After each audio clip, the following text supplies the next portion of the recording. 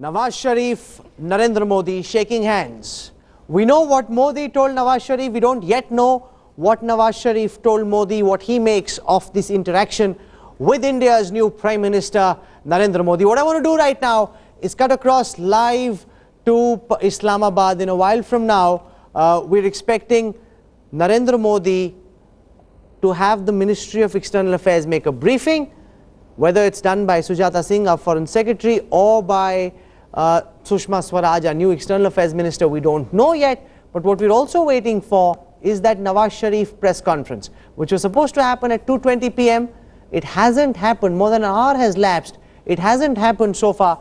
We don't know what the delay is, but we are being told that there is a possibility that there will be a written statement that will be read out. A written statement is being prepared that will explain Pakistan's takeaway from this big meeting with Narendra Modi. That will be read out by Nawaz Sharif. These are the live images from the lobby at the Taj Hotel where this briefing is supposed to take place. You see several of the officials from the Pakistan High Commission in Delhi who are standing around waiting for Nawaz Sharif to come down.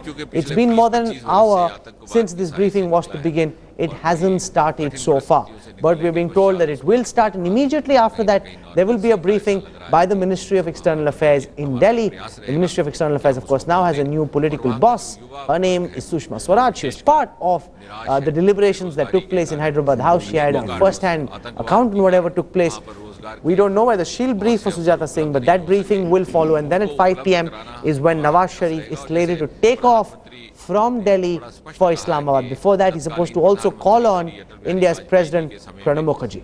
Jammu Kashmir को लेकर के जो initiatives अधूरे रह गए हैं उनको आगे ले जाना भी हमारा एक दायित्व रहेगा. We're seeing the lights go off, but each time the lights go off, okay, that's the press attaché. He's going up. I wonder if it's to go up and bring down Nawaz Sharif, but that is not known just at this moment. But what we do know is what Nawaz Sharif was told by Narendra Modi. What we do know is that Narendra Modi took up the issues of terrorism, took up the issue of 2611, took up the issue of Hafiz Saeed and Dawood Ibrahim. The issue of terrorism was discussed in great detail and with great purpose.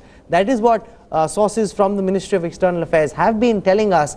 So far we haven't heard at all from officials in the Pak government, and I have Rajiv Dogra with us to explain why would that be. Any plausible explanation? Usually they're the ones who put out their side of the narrative first. So far no one in Pakistan has spoken at all. Why would that be, sir?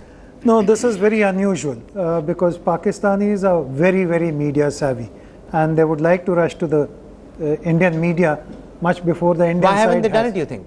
Beg pardon? Why don't you think they've done it so far? I think there is some issue of contention on which they want to be very careful. Either that or they want to project their viewpoint very forcefully. So it has to be one of these two. So either the meeting has gone off very well and they want to project it even further, in which case there should not have been this extraordinary delay, or the meeting has been sensitive and they want to put across their viewpoint, not only trumping the Indian or finishing the Indian side, but also... But how can they trump the Indian point?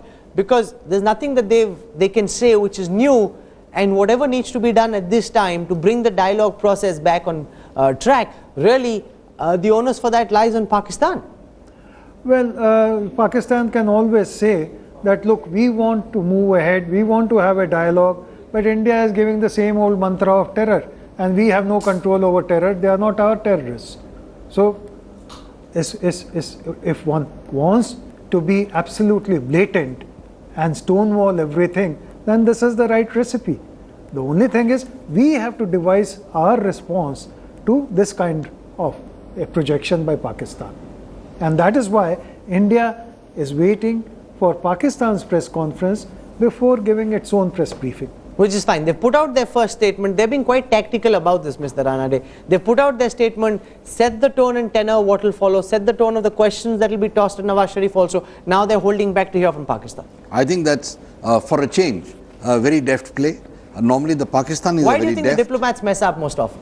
Well, I'm not going to get into that. I have one colleague sitting right here. Everyone's very guarded and careful about each other, I see. Yes. But we would have seen, normally, if the meeting had been very good or satisfactory from the Pakistani point of view, a very expansive Nawaz Sharif coming out and talking to the press. as soon as he could. That's not happened. Obviously, therefore, there's need for consultation, there's need for putting their heads together in order to come out with a statement. No, but which they is think it also, will wash. Mr. Dogra, on that question, and not being cheeky or smart, the question, it's about political will. If that's the will and the mandate the bureaucrats have, it's very easy to go out and do that, be aggressive, set the agenda. If your political establishment wants you to hold back, be restrained, then that's what the bureaucrat does. It's not as if they've got smarter bureaucrats than we have. Peer to peer, we're probably smarter or as smart. I mean, there can be no question about that. It's just about the will that they have to go out and execute. You are absolutely right. Let me just share one more detail with your viewers. Nawaz Sharif is known to be very impulsive. He changes his position very fast, and then he swings from one extreme to the other. So I will not rule out something radical because that has been his practice in the past. What could be radical? Well, for example, after Babri Masjid, he went on the national television himself, inciting Pakistanis or talking peace. I remember before the Bombay blast, there was an atmosphere where he had built up hopes of Indo-Pak peace dialogue to really the skies. And then suddenly one day there were the blasts in Bombay.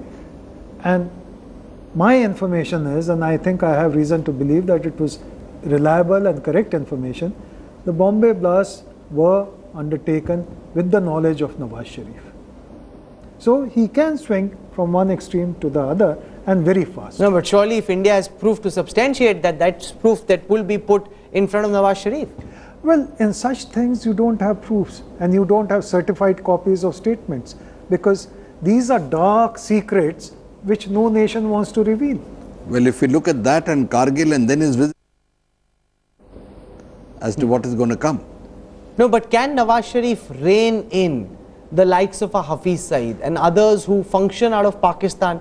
Mr. Ranade, you understand that terrain best. Can he bring them in if he has the will to do so? And do you think he has the will to do so? I think that is the most important thing. Does he have the will? Does he have the What's your inclination? sense? I don't think so. For them, it suits them to continue with things as they are, to keep us on the back foot, and yet to try and extract concessions, and that's what they're doing.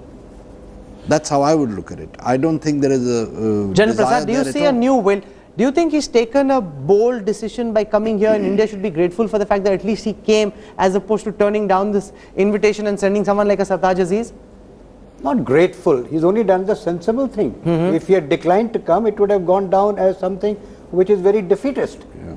So the thing that he has come is just the right thing for him to do. The bigger issue is, in continuation of what Ranade just said, what about the statement of the army chief recently? That Kashmir is a jugular vein. Yes. How is Mr. Nawaz Sharif relating to that? And what one of you said just now, that I hope it's not something like what happened in Kargil after the last dialogue. So there are very complex issues. You know, we have to wait and watch what exactly is going to happen. And the fact that this press meeting is not taking place is only making us feel that there is something amiss. You're saying something is amiss? They could just be having Hyderabadi biryani. They didn't get any biryani in Hyderabad house. Rahul, you know, they could be having they couldn't be eating for 1 hour and 30 minutes. They'll all get bad stomach. Your biryani is getting cold, I must tell you, outside. While we wait for Nawaz, my apologies for that. But this is completely beyond our control. This is, of Rahul, course, you are the expert on communications. Would you be pleased if you're made to wait for 1 hour plus? not at all, not at all. So this I is think bad tactics. if everything was going as per script, he would have probably just come in, spoken to the media for 3 Yes, minutes, made his exactly. comment, taken 2 questions and gone in. If things had gone as per plan. The fact that there is such a big delay, what does that indicate?